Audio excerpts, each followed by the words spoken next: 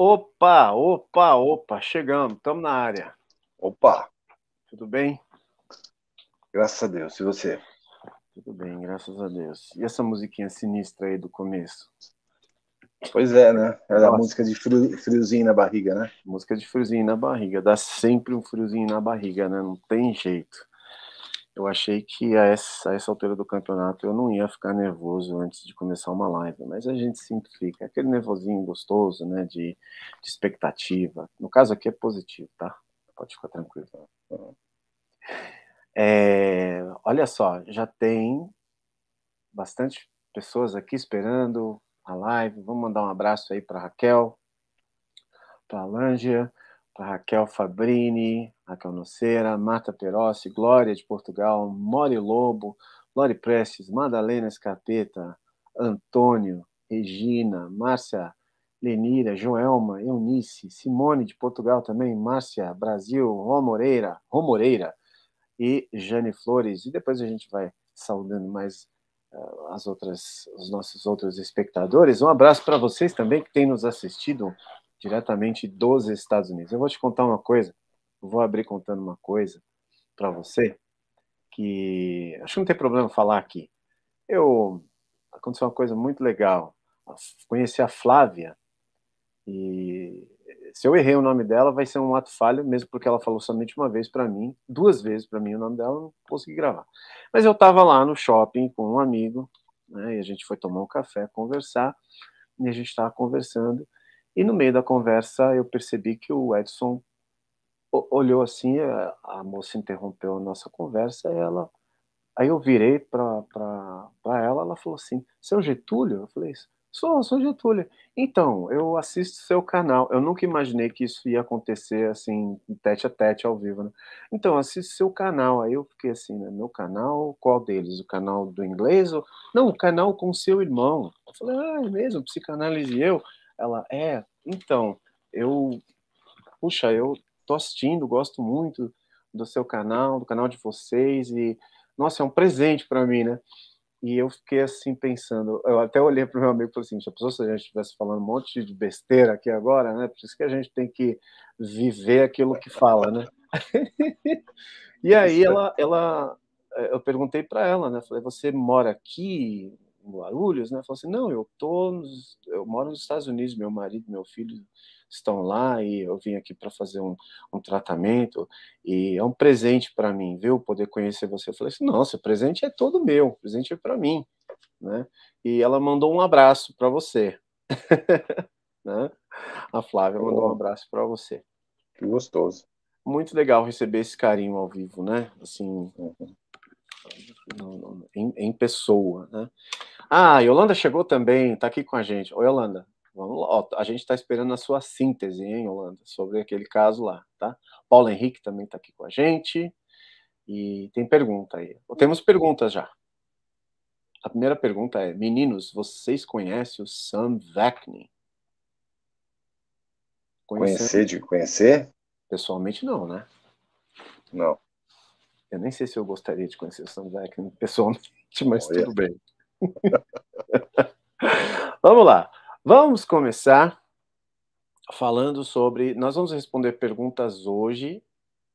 Opa, obrigado, Regina. Regina disse que nós somos incríveis e que somos divisor de águas. Muito obrigado pelo carinho, Regina. E é isso aí, gente. Olha, a gente vai concluir o assunto sobre a inocência e ingenuidade hoje.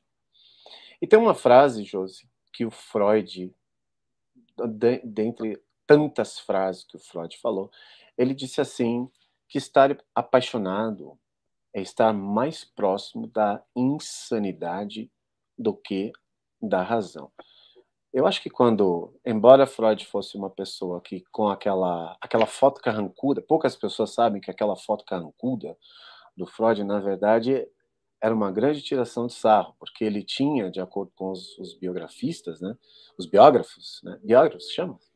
é. Biógrafos, né, os biógrafos, ele era um cara como todo bom judeu, um cara que fazia suas piadas e que tinha, né, um senso de humor muito pertinente à sua, né, à sua origem. E aquela foto carrancuda dele, na verdade, foi uma tiração de sarro, e que pegou e ficou aquela coisa, né, carrancuda. Mas, na verdade, era um sujeito muito, muito peculiar, né? E quando ele fala, mas mesmo assim, quando ele fala insanidade, ele está falando sério aqui, está falando loucura mesmo, estar apaixonado. Então eu fiquei pensando nessa frase, pensando no nosso assunto que a gente falou na semana passada, e é, exatamente nesse período de. Porque vem. Quando acontece o bombardeio amoroso, e o bombardeio amoroso é para deixar a pessoa sem total defesa, cair né, cair na malha ali, cair na teia. A partir do momento que a pessoa se apaixona, né, que ela se apaixona, a paixão é uma ingenuidade total, não é? Você concorda com isso? Paixão deixa a gente ingênuo, Sim, totalmente ingênuo. Do, totalmente. do ponto de vista, pelo que você tem estudado, o que você sabe sobre a neurociência e do ponto de vista da neurociência, o que você sabe sobre um fenômeno chamado paixão? É uma química, Uhum. é um processo bioquímico. A neurociência tem um escopo materialista, né? Sim. Materialista. Tudo é o organismo, são resultados de sinapses, de contrações musculares, expansão, contração, movimentos, percepção. Por exemplo, nós que acreditamos no espírito, isso é chamado na ciência como fantasma da máquina. Já deve ter ouvido falar, né? Não, confesso que não. Então, Fantasma da máquina. fantasma da máquina. Então é aquela coisa, ó, aqui é aula de ciência, aqui é aula de anatomia, o fantasma da máquina é coisa para religião. Isso aí você tem que ver em outro lugar. Uhum. É mais ou menos assim, Tá. entendeu? Uhum. Então, quando você está apaixonado, você está à mercê de um processo bioquímico, você está à mercê de neurotransmissores, e que produzem sensações de passividade. Por isso tem a palavra paixão, passion em inglês, né? Passion. Isso, passion. Onde você fica passivo, você fica à mercê, entendeu? Uhum. Você não é, eu diria assim, até que estar apaixonado é estar sendo vítima de uma situação que você não está sob, não está, que não está sob o seu controle. Passivo, totalmente à mercê. Totalmente passivo, à mercê. Então, bombardeio amoroso é para deixar você apaixonado, é para deixar você dependente dessa química, onde todas as suas fortalezas são destruídas. Vulnerável. E esse bombardeio amoroso, ele não, dependendo da vítima, ele pode durar anos. Sabe, às vezes a pessoa está investindo ali em outra, está investindo, então ela está ali desarmando tudo o tempo todo, mas ele conseguiu encontrar uma brecha. Sabe, é igual o tubarão no Recife, né? Em Pernambuco. Encontrou ali nos Recifes uma brecha ali, então ele passa. Uhum. Então ele viu uma brecha e ele vai ficar investindo ali. Por isso que às vezes a pessoa vê o comportamento de um narcisista totalmente diferente com outra vítima do que teve com ela. A pessoa fala assim, puxa vida, a pessoa me tratava tão mal, nunca me dava um presente, nunca fazia isso, nunca fazia aquilo, agora a outra pessoa lá parece que pisa em cima dele, ou pisa em cima dela, trata que nem um capacho, e a pessoa se submete. Isso é o que você está vendo, e isso vai durar até o tempo em que essa pessoa cai na garra da outra, e pronto, aí se tornou mais uma vítima, porque eles são camaleões, eles imitam. Então eles buscam o bombardeio amoroso que é como se tivesse ali viciando a pessoa numa droga. Entendi.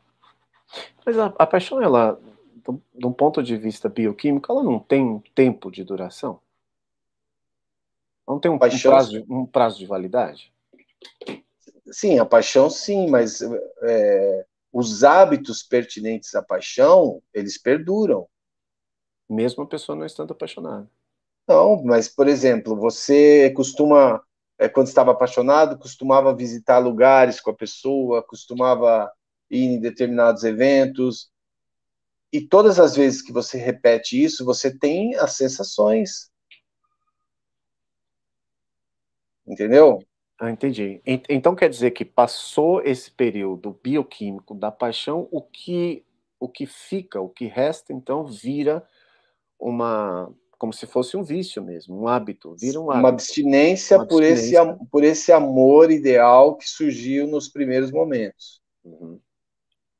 Porque ela fica procurando, e tem um propósito, né? O propósito de love bombing, propósito de invalidação, propósito de descarte, não é para soltar a pessoa, para se separar dela, é para deixar ela mais vinculada ainda, mais presa. Mais presa. O propósito é esse. Então, a diminuição, a invalidação, o silêncio, o tratamento de silêncio, falta de interesse, interesse sexual, interesse de sair, de passear, de fazer um monte de coisa, em que vê que a pessoa ali, o parceiro, o parceiro vão ficando sentindo falta daquilo, não é para dar um gelo para a coisa acabar. Pelo contrário, é para o negócio ficar mais preso ainda, entendeu? Uhum. Uau. Então não, é um jogo sujo, né? Um jogo um copo baixo. Muito sujo. A ingenuidade, aí falando da ingenuidade, a ingenuidade é achar que isso não está acontecendo, que a pessoa não faria isso. Falar assim, será? Não, a pessoa deve estar fazendo isso, mas é sem querer, ou então, como qualquer outro relacionamento. Não. Tem propósito, tem método, tá? O negócio obedece uma metodologia, tem padrão. Isso aí todos os relacionamentos com narcisistas são assim. E esse ciclo de bombardeio amoroso, invalidação e descarte, ele é permanente também. Ele vai e volta, vai e volta. Então, assim, tem qualquer reação da vítima ali, qualquer aparência de que está entendendo as coisas e está querendo fugir, mesmo que não seja com conhecimento de internet, seja uma percepção, uma intuição, aí começa o bombardeio amoroso. Começa aquela fase assim de bombardear, bombardear, até a pessoa voltar àquele estado de novo, aí vem o descarte, e vem cada vez mais forte. Vem o descarte, aliás, vem a invalidação e depois o descarte. O descarte é aquilo, deixa a pessoa sentada no sofá assistindo televisão para sempre e é uma concha vazia. Entendi. Uau. Temos perguntas já no chat. Vamos embora? Manda ver. A Rô Moreira pergunta, obrigado pela sua pergunta, Rô. Dizem que a paixão dura de 18 meses a 2 anos. É verdade isso? Eu não sei mesmo. Não ouvi falar disso. Existem coisas no nosso organismo que por exemplo, o sistema nervoso ele automatiza uma prática, por exemplo, que você faz durante 1 ano, 2 anos, quando você para, isso fica com efeito residual. Uhum. Né? O cérebro ainda pensa daquele jeito, o organismo ainda pensa daquele jeito, mas o estímulo não está vindo, então fica um efeito residual, até isso parar. Entendeu? Só que imagina só, você está com uma pessoa que está sempre fazendo você se apaixonar.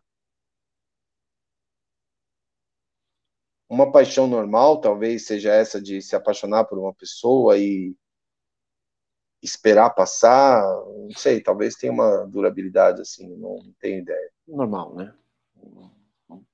Porque é um processo normal. É, o difícil é se blindar contra isso, né? O difícil é você digamos assim, como acontece naturalmente para com a pessoa, né? A gente sabe que o processo não é natural para o narcisista. Eles desenvolvem técnicas, e muitos deles até acabam comprando cursos, lendo livros para desenvolver técnicas de sedução, técnicas de, né, de fazer uma pessoa se apaixonar. Não duvido disso, né? Isso está aí no mercado, você pode entrar aí nas redes sociais, você vê gente vendendo curso de conquistar pessoas, né? Curso de como ganhar amigos, curso disso, curso daquilo, tem tudo, tem tudo. Mas é complicado para a pessoa que está apaixonada, ela pensar, pensar com a razão, né? Usar a razão, ser racional nesse momento. Então, puxa, eu fico pensando, como se tornar mais racional a ponto de não cair de novo nisso. Mas, por um outro lado, eu penso que quem não tem nenhum conhecimento a respeito do transtorno da personalidade narcisista, a pessoa está totalmente alheia e vulnerável a isso. Então, não tem como. Essas coisas não são ensinadas, muitas vezes, na própria família, na própria escola. Então, a gente vê conselhos, né? Quais são, a gente cita, né? Você cita mais do que eu, mas a gente está sempre citando a Bíblia. E na Bíblia tem os conselhos a respeito da paixão, né?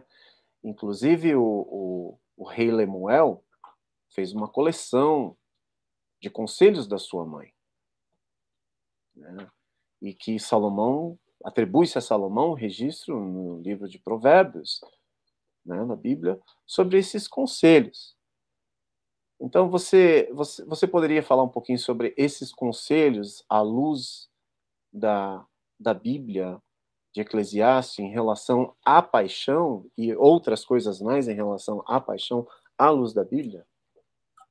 Mas essa parte que você falou do rei Lemuel é da mulher sábia, Da mulher sábia, aquela coisa toda, virtuosa. mulher virtuosa, e outros conselhos outros provérbios que ele fala assim, filho meu, ouve, né, ouve os conselhos, ouve a palavra do seu pai, da sua mãe e tudo mais, né? O Provérbios capítulo 7 fala sobre a mulher promíscua e tudo mais. Então, como que seria isso na prática hoje? Hoje tá difícil, né, os filhos ouvirem os mais velhos, os pais, ou os mais velhos, assim, nesse sentido, né, de ouvir conselhos. Olha, toma cuidado aí, não vai por esse caminho. Cuidado. Então, tem que ter uma técnica de evitação sem que haja muita tensão nisso. Como é que faz para você ficar quieto durante uma discussão se você está explodindo por dentro? Não tem como, não adianta. Algumas pessoas chegam a mim que já fizeram práticas de consciência corporal, meditação, yoga ou qualquer outra coisa, e são pessoas que fazem força para relaxar. Sabe? Que é uma idiosincrasia, né? Você usar uma coisa, um caminho invertido, achando que vai chegar a um propósito.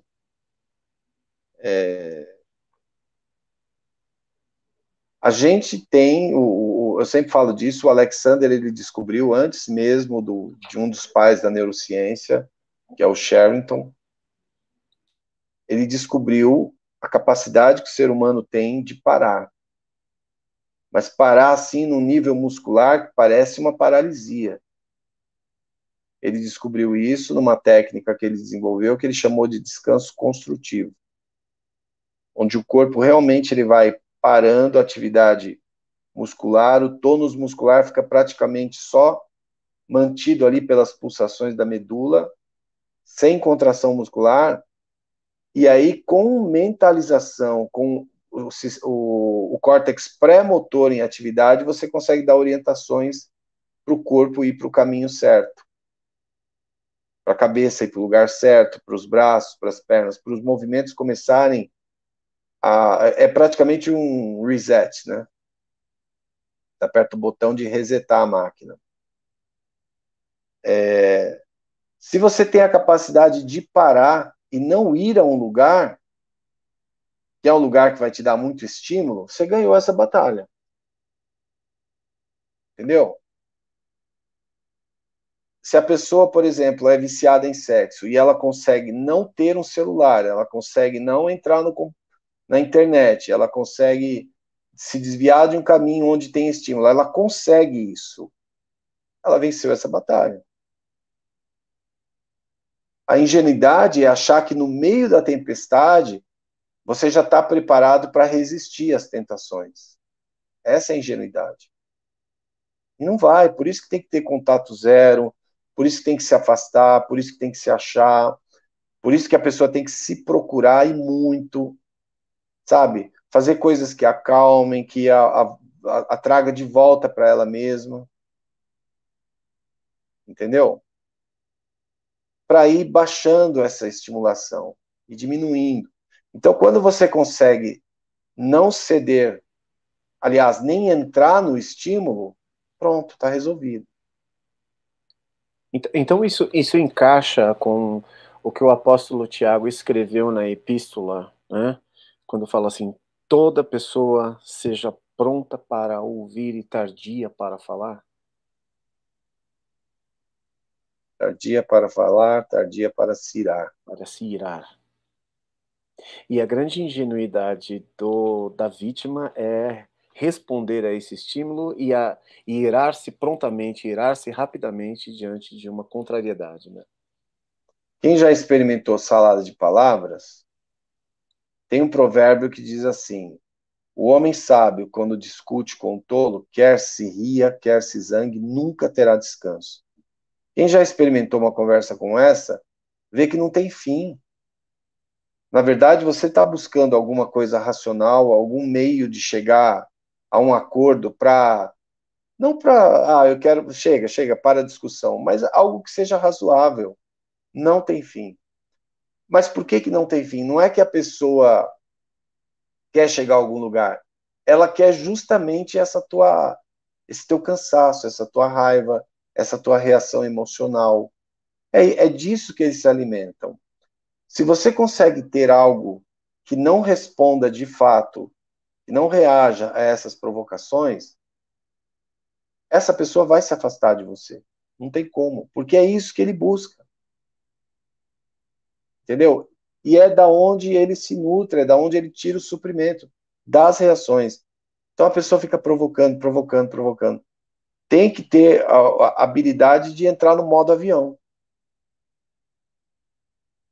Entendeu? Entendi. Bacana. Bora lá. Tem mais pergunta aqui. A Patrícia Brito perguntou. A pergunta é grande, o comentário é grande, mas acho que cabe na tela. Vamos ver.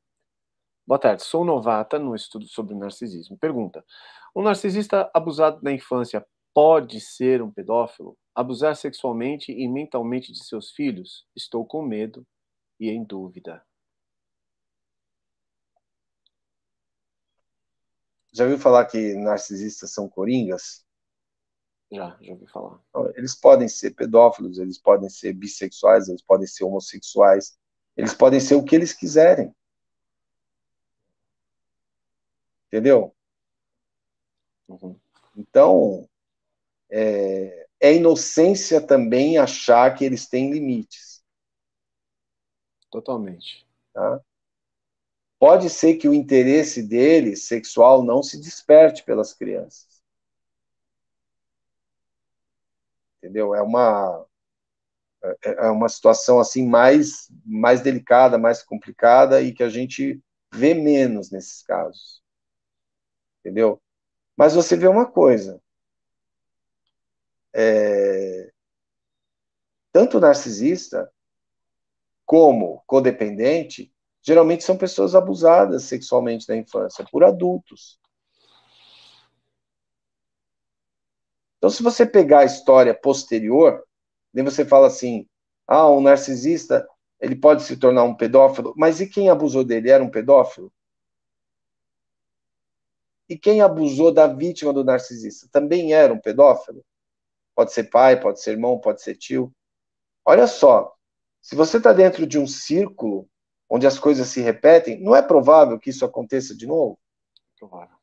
Às vezes eu pego situações assim que a pessoa, meu avô abusou da minha mãe, aí do meu pai, aí meu pai abusou do meu irmão, coisa vem Um ciclo de acontecendo. abusos, né? Vai Então acontecer. vamos lá, ingenuidade e inocência. É ingenuidade achar que isso não poderia acontecer por algum tipo de consciência. Não, mas no meu caso não vai acontecer. Entendeu? Entendi. Entendi. Bom, pode pôr mais uma? Pode, mas deixa eu só. Tá. Concluir? De repente você falar assim, caramba, mas aí eu não vou dar paz para essa pessoa, vou ficar. Não, não é isso que eu estou dizendo. Eu estou dizendo, não confie em absolutamente nada nessas pessoas. Se é uma pessoa que você tem que ter contato zero com ela, é praticamente uma pessoa que morreu para você. Não há limites. E que diferença faz ele ser abusador, ser pedófilo, ser bissexual? Qual é a diferença? Nenhuma. Bom, Terezinha Xavier, obrigado pela sua participação, Terezinha. Pode haver o descarte e a pessoa não ir embora? Oh my God, oh my God. É a maioria. A maioria é sim, ó, tá descartado dentro de casa. Entendeu? O descarte, pega lá, por exemplo, o descarte de um objeto. Não significa que você jogou fora, significa que você não usa mais. Tá abandonado, tá lá jogado. Abandonado, tá descartado. Uhum. Entendeu? Jogado às Aí traças. alguém, é uma cadeira, aí alguém vai sentar em cima, a pessoa, não, não, não, não. Sabe, é dele, o negócio é dele, é meu, ninguém pega. Pronto, mas aí tá descartado. Eles são igual esses acumuladores, né? Os hoarders. Eles são igual os São. acumuladores. Eles acumulam as vítimas, né? Meu Deus do céu. Pergunta do Gabriel Lopes. Obrigado, Gabriel, pela sua participação. Gabriel diz: qual a diferença e semelhanças entre o vitimismo e a codependência? Acho que todo codependente tem um certo vitimismo, né? Olha, vitimismo é o seguinte: é você pegar uma coisa que te aconteceu e transformar nisso numa marquinha para você viver e ter uma vida desajustada, entendeu? Não, mas olha, eu sofri um acidente. Por exemplo, você sofre um acidente de carro, quebra uma perna, tem escoriações, fica com zumbido no ouvido, um monte de coisa. Você precisa se recuperar. Você precisa entender que você foi vítima de um acidente. Você foi vítima mesmo. Você precisa ser socorrido, ter todo o procedimento que se faz com uma vítima. Isso você não pode negar. Você não pode ficar lá sendo tratado como alguém que teve culpa do negócio. Só que depois que você se recuperou, você continuar usando esse acidente para te justificar de todo o comportamento disfuncional, de todas as coisas que você começa a entender que dá para manipular os outros, isso é vitimismo. Entendeu? Agora, a codependência, que é uma coisa que eu já falei do Iñaki Pinuel, que é um psicólogo espanhol, que ele não gosta desse termo de codependência, ele só atribui codependência para quem é codependente de pessoas doentes, terminais, alcoólatras, que ele chama só de dependência emocional. Mas eu acho que é a mesma coisa aqui no caso, porque a vítima, o empata, ele fica totalmente dependente da dependência do narcisista. Entendeu? Ele coloca a vida dele em volta, tentando segurar aquelas coisas em que o narcisista já conquistou, já inseriu, sabe? Ele te colocou dentro de uma situação em que tudo fica inseguro, tudo fica incerto, e você tem que controlar essa coisa insegura e incerta. Então você se torna um codependente. Dá para entender o que eu estou falando? Sabe? Assim, Então, assim, você é dependente com uma outra pessoa também. Você é codependente. Só que você também é dependente da dependência dela. Se essa pessoa, por exemplo, não depende mais de você, você sente um vazio imenso. Por é da... exemplo, quando uma pessoa é cuidadora de outra, O que que ela, a vida dela fica toda adequada àquela dependência do outro. Ao ponto de, se essa pessoa falece do cuidador, ele fica sem vida depois, alguns entram em depressão, outros morrem até, sabe, por falta daquela dependência. A pessoa demora anos para superar aquele vazio, os hábitos, ela se sente culpada por ter tempo, por ter liberdade, ela acha que aquilo não está certo, sabe? Às vezes a pessoa está lá tomando um banho de 2 horas e começa a ter uma crise de choro, porque é bom, mas ao mesmo tempo não está certo, entendeu? Então, quando a pessoa está nesse estado, ela precisa de ajuda para sair disso, senão ela não consegue viver em liberdade, essa liberdade que ela adquiriu agora. Que, na verdade, não é uma liberdade, mas é uma sensação, é uma situação em que ela está livre de todos aqueles compromissos. Uhum. Então, Entendeu? deixa eu entender aqui uma coisa. Então, ser codependente seria semelhante a eu ter, por exemplo, eu tenho um amigo que ele tem uma dependência química. Só que pelo fato de eu gostar muito desse amigo, eu tolero o comportamento dele quando ele está transtornado por causa das crises de abstinência dele. Eu procuro, a minha vida se transforma de tal maneira a ponto de eu ficar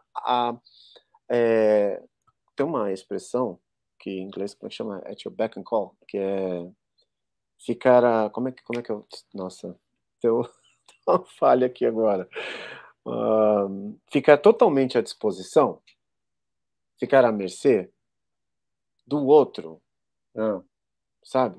E a minha vida acaba ficando totalmente em função, aí essa é a expressão que eu queria lembrar, em função do outro. Então isso influencia na minha agenda, nas minhas decisões, nas minhas escolhas, no meu ritmo, na minha rotina, e tudo é alterado por causa desse amigo que tem essa dependência química.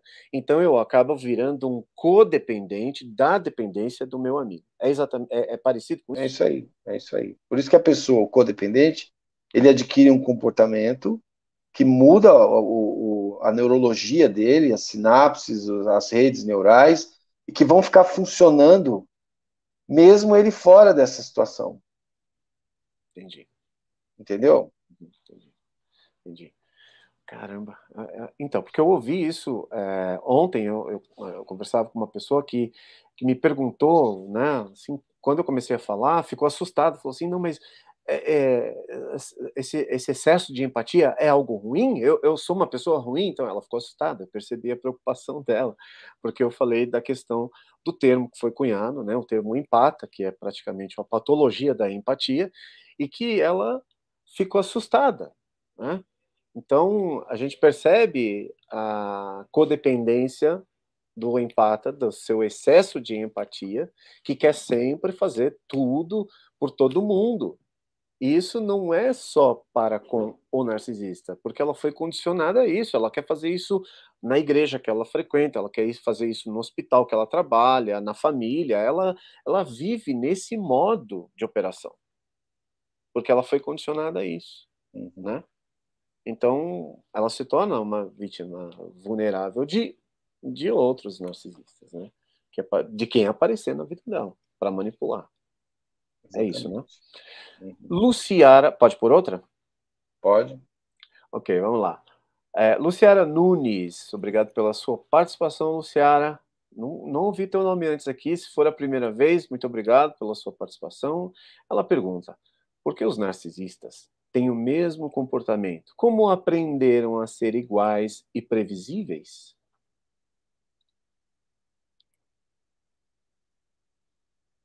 Interessante a pergunta. Boa, né? Muito boa. É. Olha só, o Jung, quando ele estudava os povos mexicanos, quando ele estudava algumas coisas aí que são meio polêmicas, né? O I Ching, mas ele Nossa, buscava um padrão de psicologia, comportamento universal, o que ele chamou de arquétipo. arquétipo, né?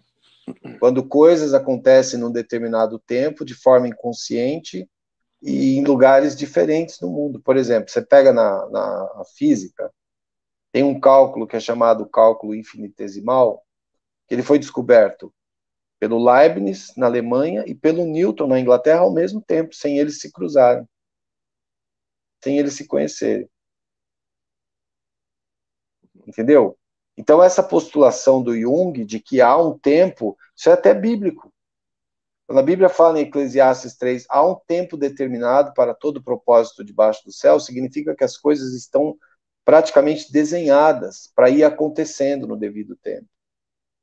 Então você vê um certo propósito da existência no escopo do Jung, diferente do Freud. Não é? Isso, isso. E aí você vai vendo os padrões também de pessoas, de personalidades. Sabe? As pessoas tentam definir os outros também por temperamento, né? Temperamento, essa coisa do temperamento, não é uma coisa científica, tá? Uhum. Dizer assim, a pessoa tem um temperamento fleumático, melancólico, isso aí é coisa de escritor. Alguém escreveu e se tornou... É igual aquela coisa de síndrome do pensamento acelerado. Isso não existe. Isso é uma definição... Quando eu digo que não existe dentro do escopo acadêmico. Acadêmico, sim. Você não vai encontrar em nenhum DSM, nenhum CID, nenhum manual que defina isso como uma patologia, como uma doença. Uhum. Pode ser que depois de um tempo isso se torne algo tão conhecido, tão aceito, que se torne uma doença do catálogo. Sim. Certo? Aí você vai estudando as personalidades, como as pessoas querem definir por meio dos temperamentos. Não é? Uhum. E vai encontrando similaridades.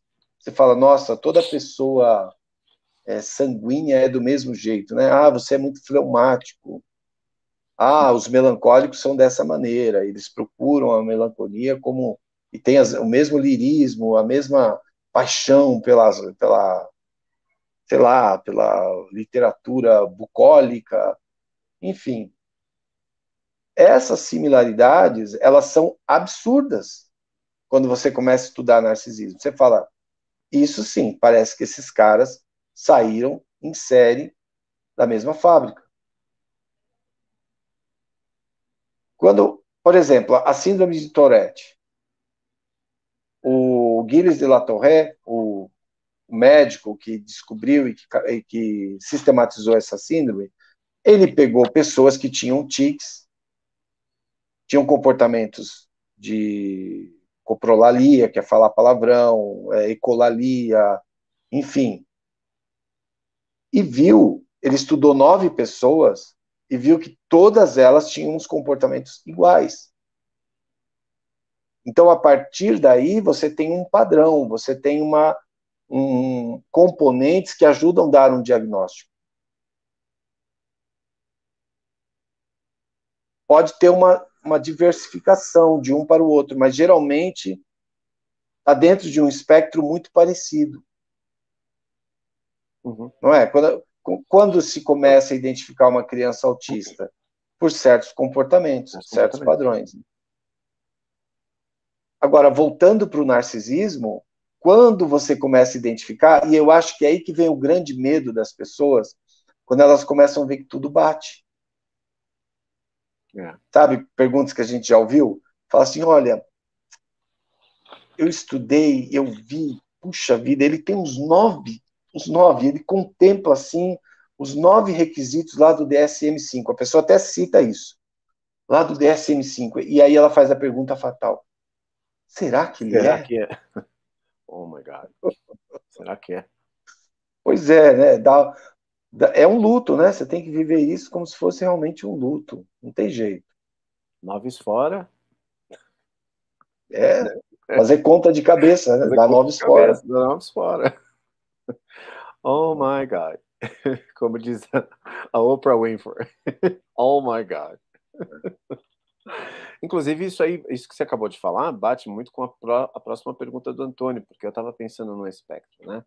quando a pergunta da Luciara sobre o mesmo modus operandi, né, o mesmo comportamento, estava pensando aqui, os outros espectros também não têm semelhanças, né? Então não é diferente com eles. Então, se você pegar uma pessoa com borderline, ela vai ter semelhança com a outra pessoa que tem borderline, né? E diferencia, são diferenças, talvez por questão de particularidades da própria personalidade, né? De cada pessoa, né? Dentro do seu contexto familiar, dentro do seu contexto social, e por aí vai. Então, não seria diferente com esse espectro. Por quê? A pergunta do Antônio é exatamente essa. Existe algum espectro, medição do grau do narcisista? Inclusive, essa pergunta me fizeram ontem também, né? Que, a princípio, quando se fala de narcisista, o senso comum vê aquela pessoa grandiosa, aquela pessoa espalhafatosa, eu sou o centro das atenções. Mas tem muito mais do que isso, né? É muito mais além do que isso. Então, existe, vou colocar de novo na tela, acho que eu fui um pouco rápido, vamos lá. Existe algum espectro, medição do grau do narcisista? Obrigado, Antônio. Um abraço. Olha só, quando a gente fala de diagnóstico, é a revelação, o descobrimento de uma série de sintomas. Então, você tem lá, dado pelo médico, um diagnóstico. Só que o diagnóstico, ele pode ser clínico, como ele também pode ser um diagnóstico obtido por exames. Geralmente, quer dizer, geralmente não. Esse diagnóstico a respeito de transtorno de personalidade, ele é um diagnóstico clínico. Você não faz um exame, você não tem lá uma... Por mais que tenham feito PET scan, fizeram ressonância magnética funcional para ver o cérebro de um narcisista, de um psicopata, tal, e você faz a coisa por subtração, de ver lá como é que fica o córtex pré-frontal, que não tem atividade, quando ele vê coisas que têm diferenças gritantes, por exemplo, um pôr do sol, uma criança sendo molestada, um cachorro morto, e não há mudanças nessa região do córtex órbito frontal, que fica atrás dos olhos, não há mudança nessa região. Esse exame não comprova que a pessoa é um psicopata, é um narcisista, nada disso. Entendeu? É uma evidência. Você faz uma série de estudos, coleta esses dados e diz, ó, há evidências, há exames que já foram feitos, testes, que mostram uma diferença. Mas o diagnóstico, ele é clínico, ele vem da observação do médico e do relato do paciente e das pessoas próximas. E quando a gente tem um diagnóstico clínico, significa que até a própria pessoa, e eu não estou dizendo aqui que a palavra do médico não precisa ser dada, mas muitas vezes você vai ao médico com a mesma constatação que o médico vai chegar. Entendeu? Isso, isso. Porque você coletou os dados, você coletou as informações, você viu os sintomas, você observou os sinais, e você viu, dentre todas essas características, um diagnóstico. Você chega lá no médico, o médico fala, é isso. Entendeu? Uhum. Por isso, quando você é abençoado de pegar um médico que é um médico empático, que é um médico que você já chega lá com o diagnóstico, e o médico fala assim, realmente, está parecendo ser isso mesmo. É ótimo. Agora, o que acontece é que às vezes você vai com todos esses sintomas e você chega num médico que não conhece, sabe? E ele vai dar o diagnóstico segundo o conhecimento dele. Eu falo isso porque síndrome de Tourette, cansado de ver médico que acaba dando Ritalina para a criança. Entendeu? A criança tem TDAH e ela tem Tourette, sabe? E a última coisa que você deveria dar para ela é Ritalina. Por quê? Porque ela não precisa de estimulação cerebral. É o contrário? É o contrário. Uhum. Entendeu? Ela precisa de diminuição, ela está com excesso dopaminérgico, ela precisa de um inibidor de dopamina, porque é por isso que ela faz aquele monte de movimentos, aquele monte de tics. Então não tem sentido na Ritalina. Então, mas Não tem sentido. depois que você controlar esses movimentos e a criança ficar com um déficit cognitivo ou mesmo com muito sono, aí tem que dar um outro remédio. Mas as coisas têm uma ordem. Uhum. É igual aquela história, você toma um remédio, toma outro para controlar isso. Né? Tem muita gente tomando remédio para o estômago. Por exemplo, você vai fazer uma cirurgia. Aí você tem que tomar lá, você vai fazer um implante, por exemplo. Aproveitar que a Mari Muniz está aqui, que ela é dentista, você vai fazer um implante, você tem que tomar um antibiótico, entendeu? Um dia antes, tem que tomar depois também, mas aí o antibiótico começa a atacar o seu estômago, você começa a ter dor de estômago, começa a ter desbiose intestinal. Aí o que tem que ser dado? Aí dá lá um prazol da vida, um inibidor de bomba de próton.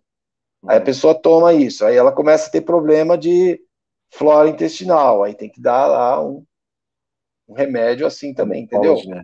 É. Mas a coisa tem que ser na ordem, você não pode dar uma coisa antes da outra, Sim. entendeu? Então, aí o médico vai e constata que a criança tem TDAH, mas ele ignora a Tourette. Fica pior, Piorou. pior, a criança fica muito mais agitada, fazendo muito mais tics, Uhum. Complicado, né? entendeu? É. Por isso que eu falo, olha, estudar, se educar, hoje em dia, está muito acessível, está fácil, Uhum. mas tudo depende de esforço e tempo. Uma coisa que é fácil não significa que você não precisa fazer esforço. Uhum. Mas também não significa que você não precisa, por exemplo, eu não tiro o mérito dos médicos que às vezes colocam nas suas portas dos consultórios lá, né, um aviso assim, se você já se consultou no Google, obrigado, você não precisa de mim, pode ir embora, né? Já ouvi uma piada desse tipo assim. Não tiro o mérito, mas também não podemos ignorar que fazer uma pesquisa, principalmente acadêmica, eu acredito que pouca gente sabe que existe um departamento do Google que se chama Google Acadêmico. Você já acessou bastante, eu sei que você já leu muitos artigos científicos do Google Scholar, do Google Acadêmico. E pouca gente sabe que tem muitos artigos acadêmicos lá falando sobre medicamentos, falando sobre espectros, falando sobre tudo. Mas, infelizmente, as pessoas não se dão ao trabalho de fazer esse tipo de pesquisa, né? Então, é importante, né? É importante fazer a sua pesquisa, né? Porque isso que você está falando já aconteceu com a gente aqui em casa, né? É, antes de falar, para não falar bobagem, deixa eu confirmar com você. Muita gordura, comida muito gordurosa pode ser muito nociva à vesícula, né? É Sim. isso? Pois é, pois é. A Rebeca teve um problema, quer dizer, acordou no dia do casamento dela, ela acorda gritando, a gente acordou com ela gritando aqui no banheiro. Cara, pensei que minha filha estava tendo um infarto a princípio, porque estava no banheiro sentada gritando de dor com a mão no abdômen. Então eu já pensei, ou ela está infartando, alguma coisa. Eu já fui perguntando para ela, o que você está sentindo? Ela, não sei, gritando. E aí, a mão tá formigando? Tá sentindo alguma tontura? Tá sentindo enjoo? Não, é uma dor, uma dor, uma dor. Aí, o que tinha acontecido com ela? Ela tinha ido, anteriormente, fazer as compras lá, aquela coisa do casamento com a irmã dela, e aí comeram aquele baldão de frango frito. Daquele restaurante que reusa o óleo várias vezes. Poxa, quer dizer, o abdômen inchado, baldão de frango, gordura, fritura. Aí eu já pensei logo de cara. Falei aqui, falei assim, ó, deve ser vesícula, deve estar inflamado, tá com alguma coisa. E aí, às vezes, né, você é tido como, sabichão, você é o senhor sabe tudo. Não, vamos pro médico. Chega lá no médico, o que que o médico fala? O médico pergunta as coisas para ela, fala para ela as mesmas coisas que eu tinha falado. Mas tem que levar no médico. Tem que levar no médico. Por quê? Porque eu não estudei para isso. Eu não me formei para isso. E eu acho interessante quando Jesus faz isso, quando ele cura uma pessoa, né? Ele cura o leproso, ele fala assim: vai e se apresenta ao sacerdote, que era o médico da época, na sociedade, né, judaica, era um médico da época, vai, te apresenta ao sacerdote para que você seja considerado, para que você, quer dizer, nas entrelinhas é assim, vai, se apresenta lá, faz o social, porque você precisa voltar ao convívio da sociedade, ele vai atestar que você está limpo e maravilha. É assim que funciona, né? É assim que tem que ser. Vai ao médico. Mas já vai, se você já vai com uma certa noção, se você topar com um médico totalmente sem noção do que ele está falando, você tem a capacidade de julgar se você tem que procurar uma segunda opinião. E quanta gente já não foi salva assim, porque tinha um conhecimento prévio e foi procurar uma segunda opinião, e o outro médico falou assim: não, não, não, tem que internar agora, porque senão essa pessoa vai morrer. E se não fosse esse outro médico que falasse assim, tem que internar agora, porque senão vai morrer, a pessoa realmente tinha morrido. Né? Então, tem que ir lá mesmo. Eu acho que eu puxei um pouquinho para cá, né, aquilo que você estava falando, acho que eu desviei um pouquinho, mas é que eu não queria perder esse pensamento aqui, diante disso que você falou. Muito importante. Então, é ingenuidade achar que em determinados setores da sociedade todos os profissionais são excelentes, são ótimos. Todos os lugares tem gente boa, todos os lugares tem gente má. Ingenuidade pura. Sabe? É ingenuidade. Pura. Isso para tudo, tá? Para tudo. As pessoas falam, os políticos tal, mas tem político honesto, eu conheço. Uhum. Sim, sim, claro. Existe Você não sim. conhece? Conheço, eu Então, conheço. Conheço pessoalmente, inclusive. Conheço então sim. Mas a gente respondeu a pergunta do Antônio: existe algum espectro, medição do grau do narcisista? não, existe esse que eu te falei, é um diagnóstico clínico, só. Clínico. Só isso. Fechou. Ó. Fechou. Ó, psicólogo não pode dar diagnóstico, psicanalista não pode dar diagnóstico, quem dá diagnóstico é médico, médico é neurologista, psiquiatra, entendeu? Quem fez medicina, faz lá os 6 anos de medicina, faz uma especialização, faz residência, aí a pessoa dá diagnóstico, Isso, tá? isso. Mas muitas vezes, aí é que tá, muitas vezes uma pessoa que tem capacidade de fazer avaliação, e foi para isso que eu fiz neuropsicopedagogia, para poder fazer avaliações numa anamnese, Uhum, você antecipa todo o processo. E eu fiz isso pensando na Tourette, uhum, sim. entendeu? Como eu estava direcionado só para síndrome de Tourette, e eu achei que essa seria a minha prática, que eu iria atender pessoas com síndrome de Tourette, Uhum, então eu fui fazer esse curso para entender um pouco de neurociência e poder ajudar nas avaliações neuropsicopedagógicas, uhum, porque são avaliações de motricidade, de cognição, entendeu? E aí a pessoa chega com a anamnese lá no médico, já totalmente encaminhada, já foi avaliado tudo, e o médico dá o diagnóstico. uhum, Porque nos grupos de WhatsApp que eu participei e participo ainda, o grande problema é esse, é o diagnóstico, uhum. entendeu? Tem pessoas que ficam 5, 6 anos, 10 anos correndo de médico em médico, até que chegou num médico que acertou, ouviu falar, observou assim, falou, olha, isso aí é Tourette, Isso. entendeu? Então muda. Imagina você está tomando remédio uma vida inteira para uma coisa e não funciona, e de repente a mudança de um medicamento mudou a tua vida. Poxa vida, né? Sim. Uau. É isso que a gente quer ajudar. Uhum. Sim, com certeza. E a mesma coisa, ó, quando falam que você quer saber o que é um borderline, assiste aquele filme Atração Fatal, certo? O pessoal fala que lá é borderline, só que aquilo é uma psicopata com comorbidade, Sharon entendeu? Stone, né? Sharon Stone? Não, não, é a Atração Fatal é Glenn Close. Glenn Close. Glenn Close e o Michael Douglas. Michael Douglas. Isso. Uhum. Então, é uma psicopata com comorbidade, borderline, mas coloca as coisas na ordem. Entendeu? Uhum, entendi. Porque senão você fica assim, ela é uma border e ameniza. Talvez seja uma psicopata. Pelo amor de Deus. Nem a pau. Nem a pau. Jô, tem uma próxima pergunta que é teológica. E a gente, geralmente, as questões teológicas eu acho um pouco complicado de responder. Porque a pergunta do Gabriel é a seguinte: seriam os descendentes de Caim narcisistas?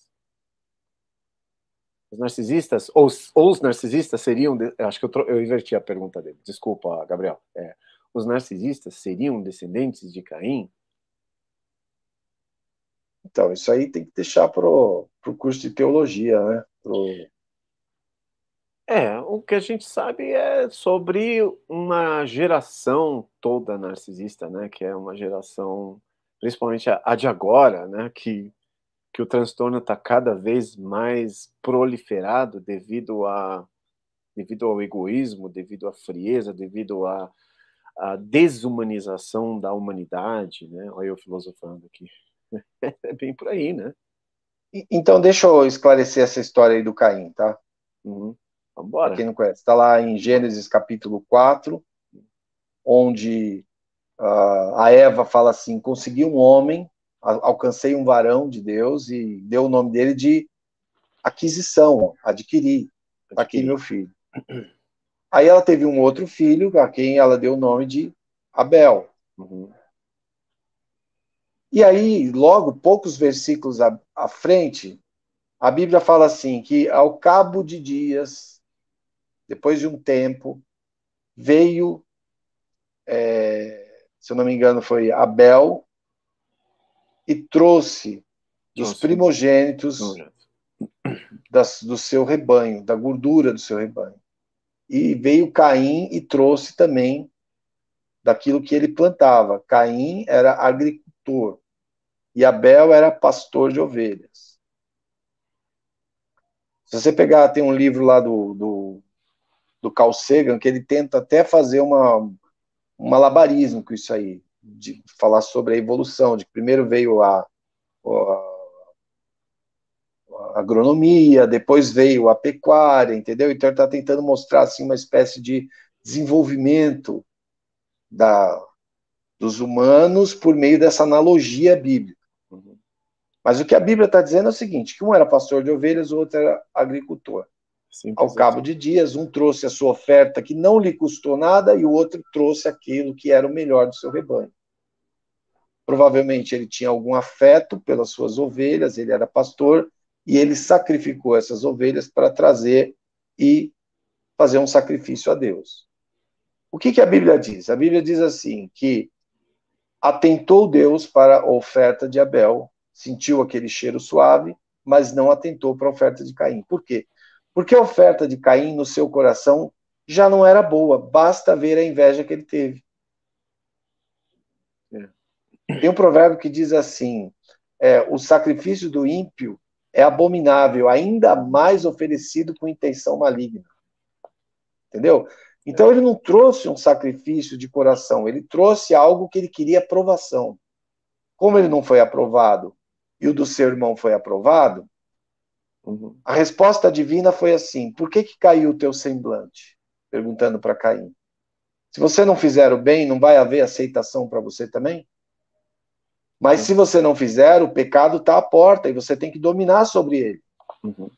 Ao invés do Caim ter uma reflexão, uma meditação sobre essa palavra e falar assim, puxa, é verdade. O que ele fez? Ele foi lá e matou. Chamou o irmão dele ao campo, falou, vem cá, vamos trocar uma ideia. Foi lá e matou o seu irmão. Esse não é um comportamento narcisista? Totalmente. Então, agora, anos depois, ele teve um filho, aí ele teve um neto, e esse neto, ele adquiriu duas mulheres, e chegou para as duas mulheres e falou assim, ó, matei uma pessoa aí por me ferir, e deixei outro todo machucado só porque ele encostou em mim, só porque ele me pisou.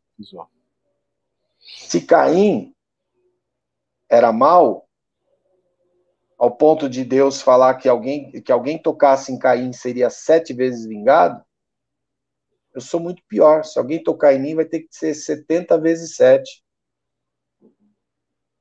Então você vê que a geração posterior foi pior do que Caim. Vai multiplicando a iniquidade.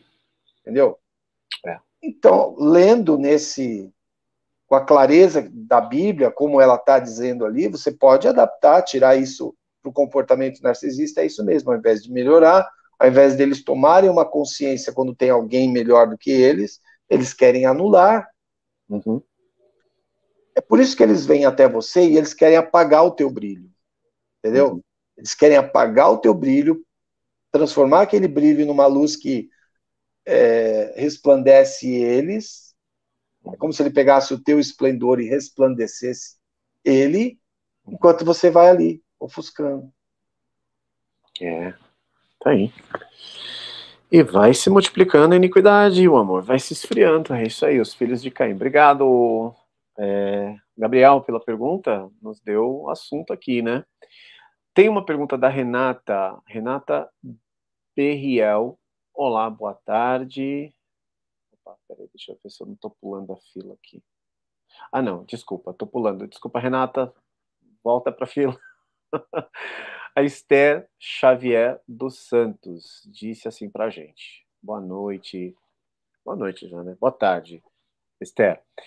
Esther, muito obrigado pelo seu comentário. Ela diz assim: fico perplexa de ouvir vocês falarem, porque são fatos tão exatos. Não consigo entender aonde eles aprendem a ser assim. E essa pergunta é interessante, a pergunta da Esther. Parece uma pergunta ingênua, parece, mas não é, porque eu ouvi essa pergunta ontem. A pessoa nasce com isso? Ou ela aprende a ser assim? É uma pergunta muito boa, muito boa. E agora, José? A Yolanda colocou aqui, ó, aprendem com o diabo. Ô, Yolanda, certeira. Eu não estou vendo os comentários mais recentes, porque eu estou aqui olhando na fila aqui do... Mas eu vou colocar lá também para ficar de olho aí. Bora lá. Então a Yolanda respondeu? Ela respondeu assim, corte certeiro, né? Ela respondeu com um corte lacaniano, né?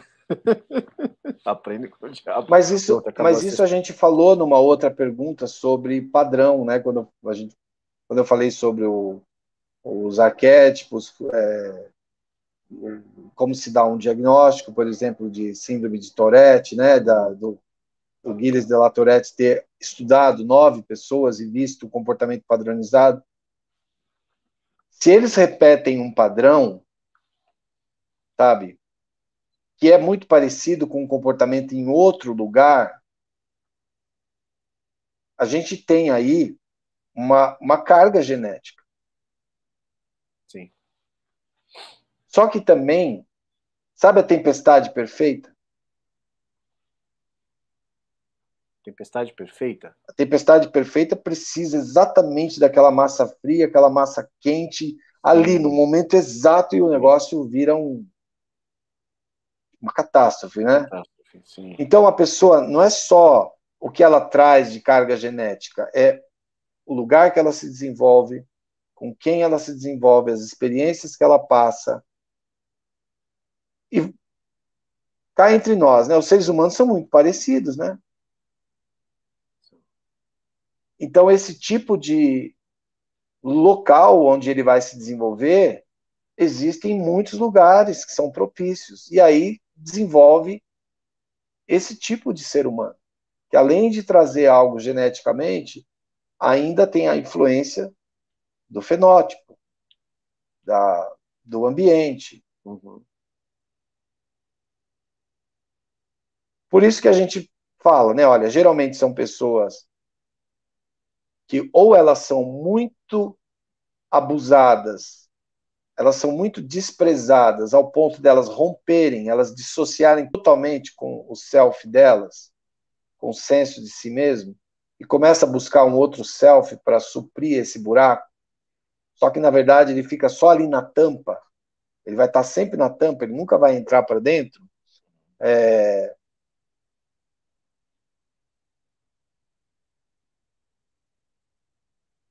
Me perdi na fala aqui, eu estava falando...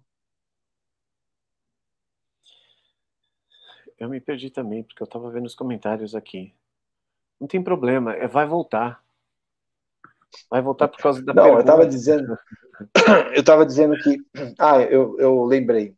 Uhum. Eles podem se desenvolver tanto nesse contexto de muito, muito desprezo, muito abuso, muita invalidação, como também no contrário. Você entendeu? A criança nunca é contrariada, ela é endeusada, ela é colocada num pedestal, ela Sim. também desenvolve assim, Sim, claro. Claro.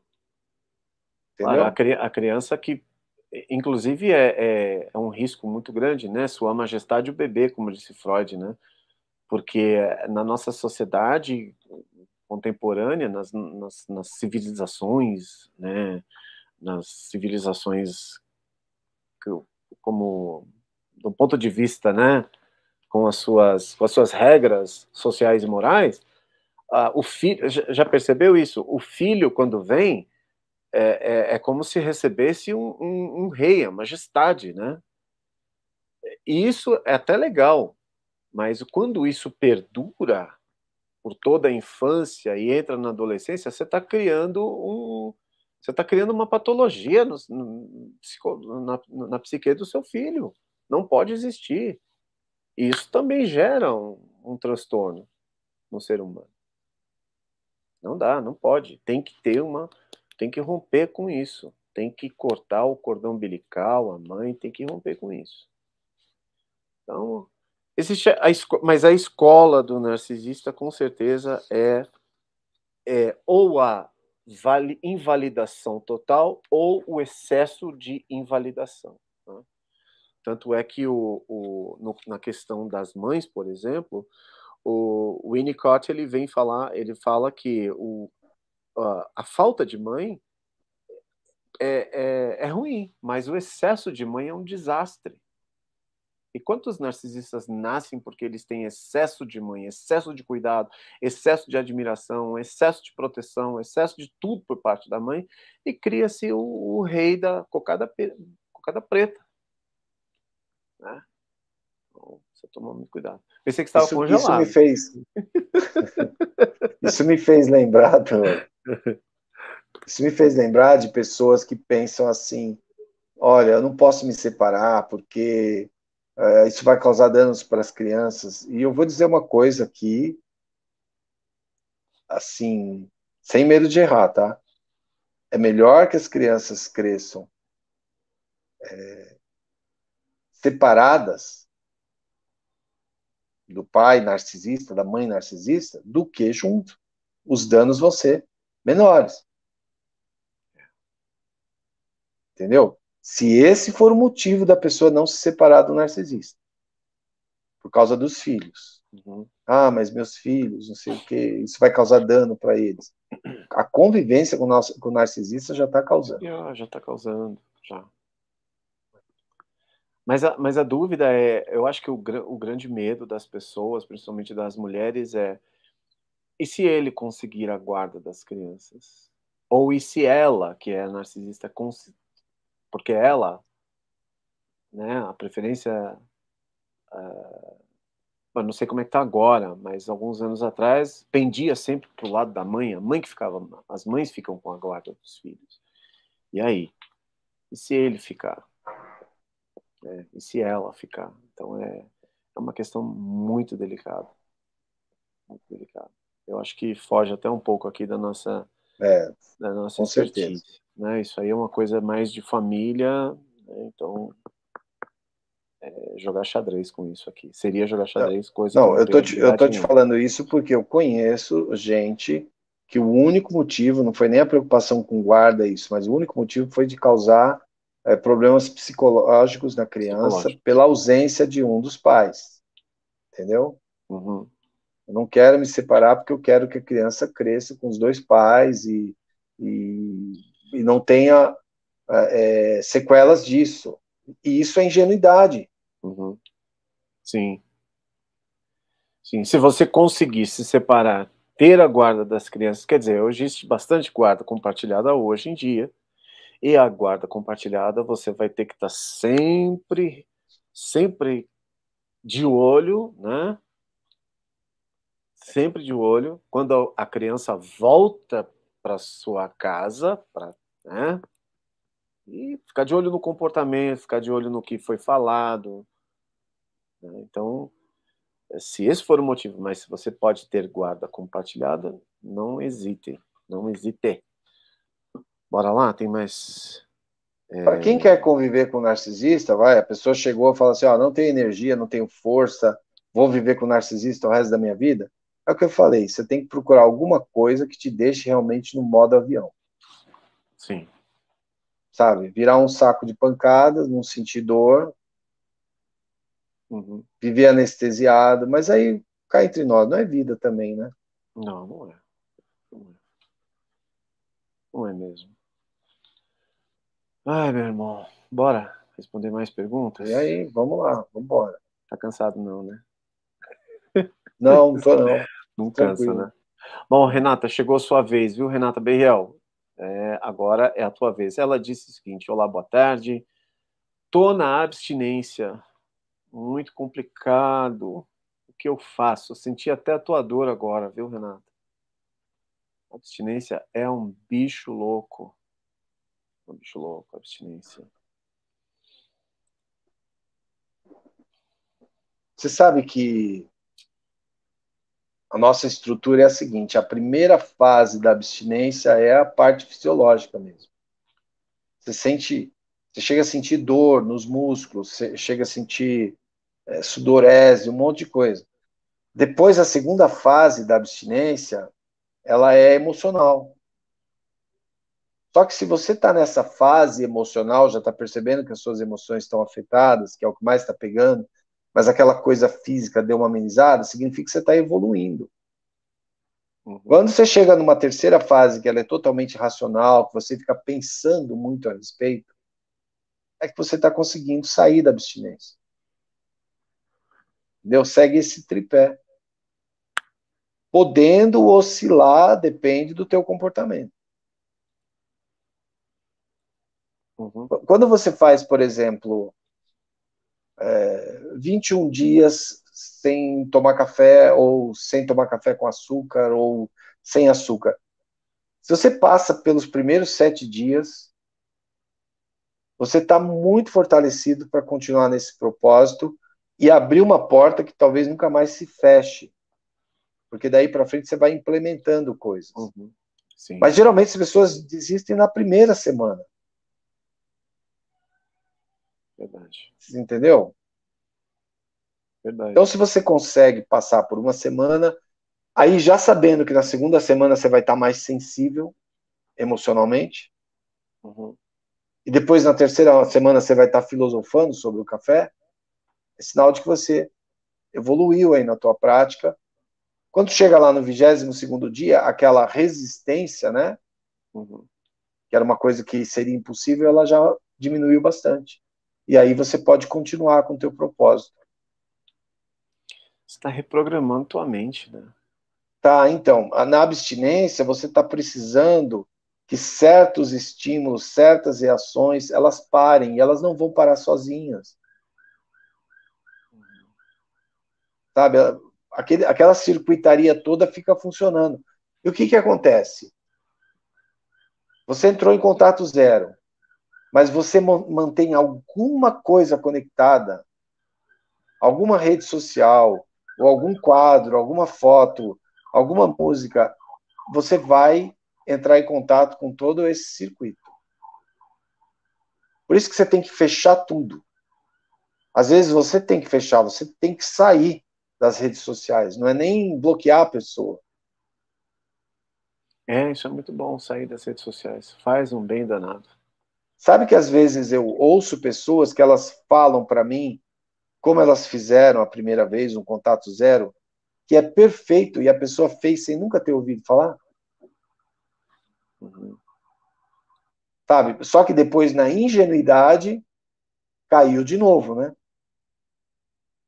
Mas a pessoa fez o contato zero, fechou tudo, saiu de redes sociais e tal, e fala assim, nossa, eu nunca tinha ouvido falar disso.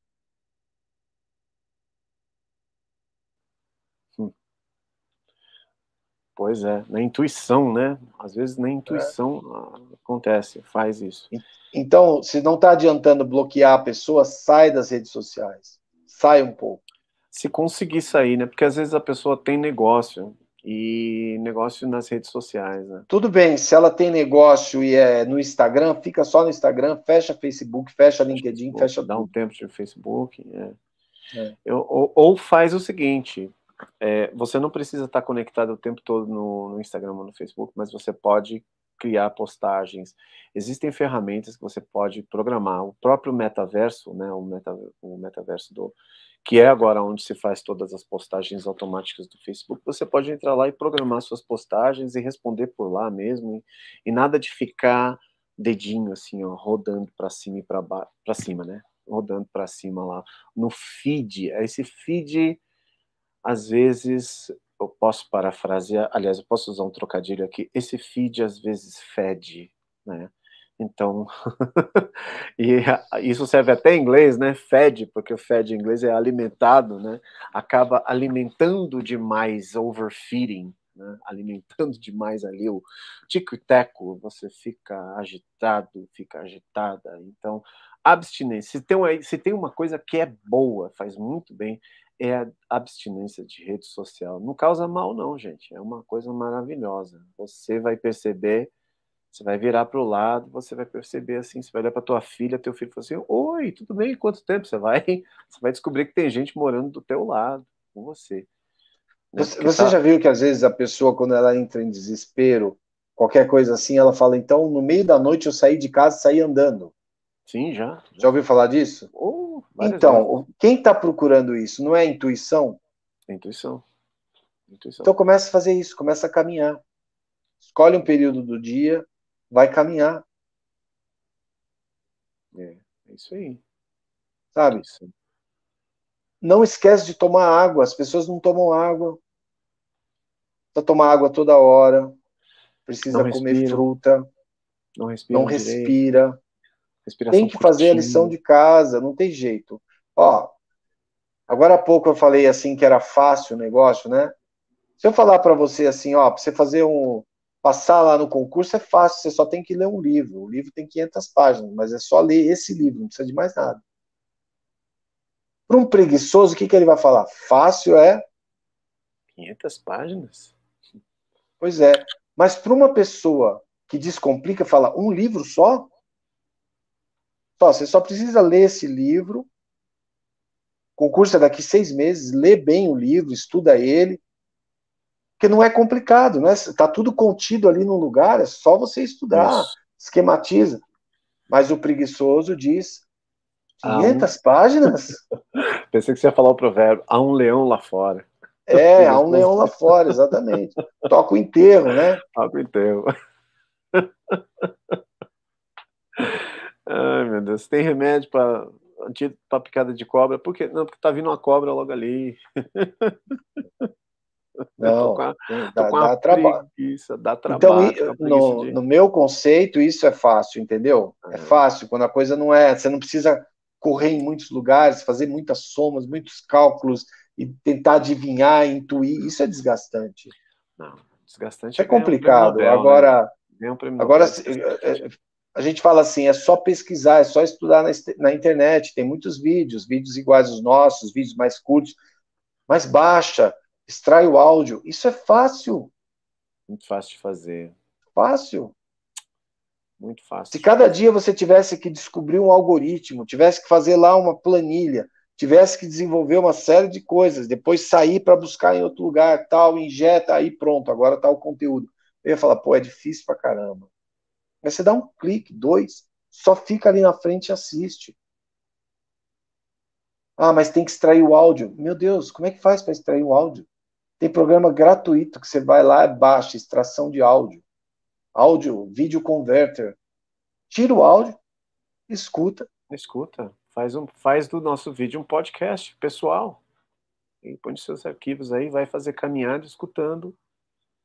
Não quer, não quer pagar terapia, não tem dinheiro, não quer pagar uma mentoria, algum curso, qualquer coisa? Paga um youtuber, paga um YouTube, sabe? Tem aí o YouTube, tem Prêmio, esse né? plano premium que você não tem Tem comercial, que você comercial, não tem consegue baixar os propaganda. vídeos. Eu acho que é R$ 44 por mês, se eu não me engano. É isso mesmo, isso aí. Paga isso e baixa tudo quanto é vídeo. Assiste sem comercial, faz o que você puder fazer. Uhum, é isso mesmo, com certeza. É. Os conteúdos, olha, tem muito conteúdo bom demais no YouTube, de graça. De graça. O que irrita às vezes as pessoas é isso, sabe? Propaganda, aquela coisa toda, mas se assina um premium aí é um valor irrisório, o valor de uma pizza, né? Às vezes, e você pode fazer isso aí, né? Mas tem que querer e tem que querer de coração, de verdade, de verdade. Bora botar mais uma pergunta? Bora, olha o horário aí. Você está dentro do teu horário? Pronto, dá para responder mais uma pergunta e o que a gente não conseguir responder, eu acho que a gente vai ter que fazer mais um.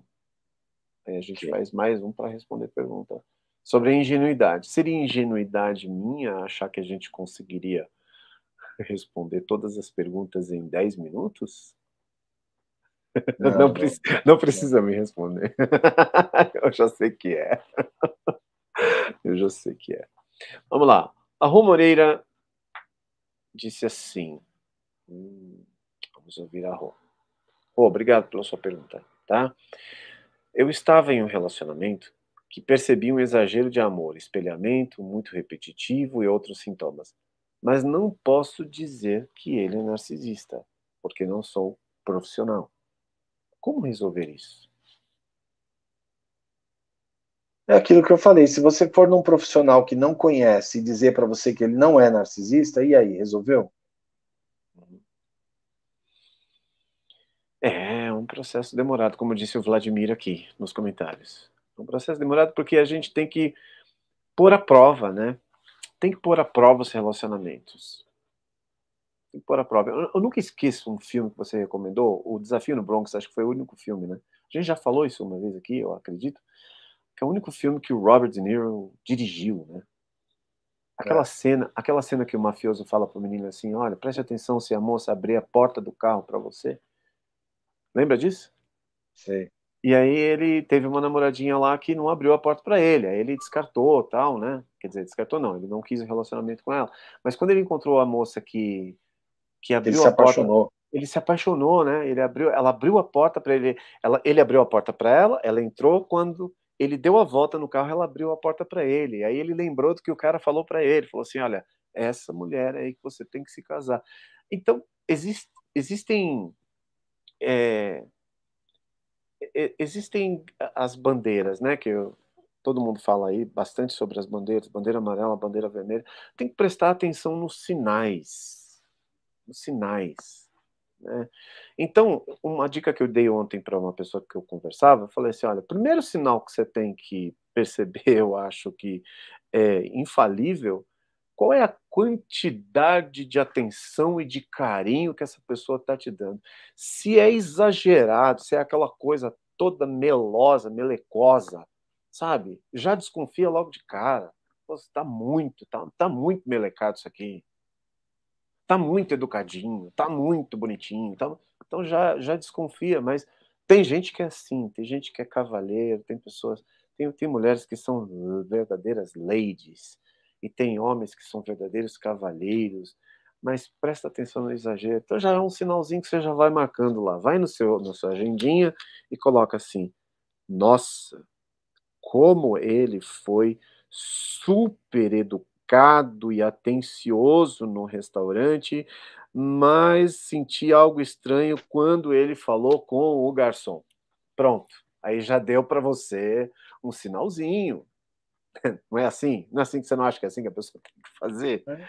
me tratou com toda aquela coisa, todo engomadinho, né, como diz a Rosemary aqui, mas falou de um jeito meio ríspido com a garçonete, nem olhou na cara da garçonete. Peraí, isso tá errado, tá destoando, tá discrepante com do jeito que tá me tratando. Você já ficou ligado? Já vai ligando os pontinhos aí. Então, essa história de tratar todo mundo bem, uma vez eu tive um episódio de ingenuidade. Eu trabalhava num posto bancário, e aí chegou a secretária de um diretor, que ela era atendida por mim. Só que chegou um outro diretor, que não era o diretor dela, mas ela chegou assim, para mim, né, enquanto eu estava atendendo, ela falou assim: ó, trata ele bem, que ele é o diretor, não sei o que tal. Aí eu olhei para ela, mas eu falei ingênuo mesmo. Eu falei assim, mas eu trato todo mundo bem. Aí o diretor falou assim, resposta sábia, e a mulher pegou um ranço de mim. Você entendeu? Oh my Ela God. chegava lá no banco, ela jogava o negócio assim. Ela simplesmente chegava com material, assim, coisas que para a gente analisar, autenticar, pagamento, jogava assim, eu nem olhava na minha cara. Mas eu não fiz um negócio com sabedoria, aí eu respondi porque realmente era uma coisa para mim que deveria ser normal, ela não deveria falar para mim, ó, trata ele bem. Esperasse Entendeu? ela sair, né, para você poder falar isso. Não, é que nesse momento eu fui ingênuo de achar que era uma coisa assim, sim, sim. Que não deveria nem ser falada, entendeu? Isso me faz lembrar a música Índios, do Legião Urbana, quando ele fala: quem me dera, ao menos uma vez, acreditar que todo mundo é bom, né, que, que o mundo é bom, acreditar que... Como é que ele fala? Não lembro da letra do Índios, mas ele fala isso, né? Que acreditar na... Nossa, deu um branco geral agora. Desculpa, caguei aqui nos comentários. Coisa de índio. Foi um ato falho agora, um ato falho feio, ainda mais com uma banda que eu gosto muito, que é a Legião Urbana. Ter de volta, quem me dera ter de volta todo o ouro que entreguei a quem conseguiu me convencer que era só por amizade, se alguém levasse embora, até o que eu não tinha, olha só o que ele fala, né? E foi a ingenuidade dos indígenas, né, que venderam ali, praticamente deram de graça as coisas assim, para os portugueses, para os espanhóis, é uma relação bem de narcisista mesmo, né? Anjos ali, pessoas ingênuas, pessoas inocentes ali. Eu acho que é isso que realmente que o Renato Russo colocou na letra do Índios. Né? Acreditar que era por brincadeira, que se cortava um pano de chão. É muito interessante essa letra. Eu acho que cabe bastante na questão da ingenuidade. Até o que eu não tinha, é isso mesmo, Anjo. Até o que eu não tinha, nos deram espelhos e vimos um mundo doente. É isso aí. Ó, batemos 1h29, 16, 17, 18, 19. E a gente vai ter que parar por aqui. As perguntas que não foram respondidas. Tudo bem? Tudo bem. Bem, eu não quero dar a última palavra, não, tá? É só questão Não, tranquilo. de tempo mesmo. Mas a gente vai encerrar por aqui. Mas calma, antes da gente encerrar, não vai embora. O Josimar congelou um pouquinho ali, mas ele tá bem. Não, tô aqui. Ele tá bem, ele tá bem. Ele tá bem. Nós vamos, a partir depois do comentário deixa eu ver aqui. O último comentário, a última resposta que a gente deu foi da Rô Moreira. Depois a gente vai coletar as outras perguntas aí embaixo. E se você tiver mais perguntas, escreva nos comentários do vídeo. Tá bom? Escreva nos comentários do vídeo para que a gente possa concluir, porque não deu só aqui não, vamos ter que fazer outro. Tá? Beleza. Antes de vocês irem embora, tem uma fila aí para você atender, né? Tem pessoas esperando, mas para você atender, né, Josi? Mas Ó, hoje, feriado, eu fiz uma variação com uma pessoa que estava me esperando desde janeiro. olha só. Mas Entendeu? à medida que o atendimento vai acabando, vai aparecendo, né? vai Sim, aparecendo no surge um lugar. horário, aparece um horário, né? Então não desista. Enquanto isso, o que você faz? Enquanto isso, assista, estude os vídeos. Faça isso. Faça isso que a gente recomendou aqui, tá? Se quiser falar com a Lenira também, psicanalista, tá aí o telefone na tela dela. Vou contar 10 segundos. Olha, 1, 2, 3. Anote o telefone aí. Entre em contato pelo WhatsApp, diga quem você é, de onde você está falando, igual o programa de rádio, sabe? Oi, aqui é fulano de tal, eu sou de Pirapaurinha, de Jesus da Lapa, e eu gostaria de saber sobre a avaliação, sobre... Não diga somente um oi, não, por favor, não faça isso, porque são muitas mensagens, tá bom? Não. Quer entender o que é TDC? Né? A TDC está aqui, ó, no facebook.com/barra TDC Motricidade. Está tudo lá, esmiuçado, muito bem escrito, porque se tem uma coisa que o Josimar sabe fazer muito bem, eu admiro demais, é escrever, ele escreve muito bem. Então tá no português, claro, simples e muito, muito, muito claro para entender, tá bom? E um abraço a todos aí, um abraço para quem nos assiste dos Estados Unidos, para quem nos assiste de Portugal, Alemanha, para quem nos assiste do Canadá, não sei se tem alguém do Canadá, e aqui do Brasil, Argentina também, parece que tem alguém assistindo a gente, se eu não me engano. E aí um abraço a todos que estão fora do Brasil também. Força, foco, fé, acredite, vai dar certo, você vai conseguir sorrir de novo, você vai conseguir... Olha, às vezes vocês veem a gente sorrindo, não é porque a gente está achando engraçada a situação, não. É porque hoje a gente consegue sorrir, a gente consegue achar graça nas coisas, porque passamos, estamos do outro lado do rio, e você também pode, você também consegue. A sua vida vai mudar. Você não vai ficar nesse limbo que você está agora. Acredite, creia, tenha fé, mas também estude, estude dia e noite, tá bom? Esse é o nosso recado para vocês. Nosso muito obrigado. Obrigado, meu irmão. Uma ótima semana Eu que para você, agradeço. sua família e para todo mundo aqui. Terça-feira aqui. Terça-feira eu estou aí para nós tomarmos um café Tá e bom, conversar e refletir em tudo isso que a gente falou hoje aqui. Um tá abraço, fica bom. com Deus, te amo. Amém. Também te Tchau amo. para todo mundo. Tchau, tchau. Tchau para todo mundo. Tchau.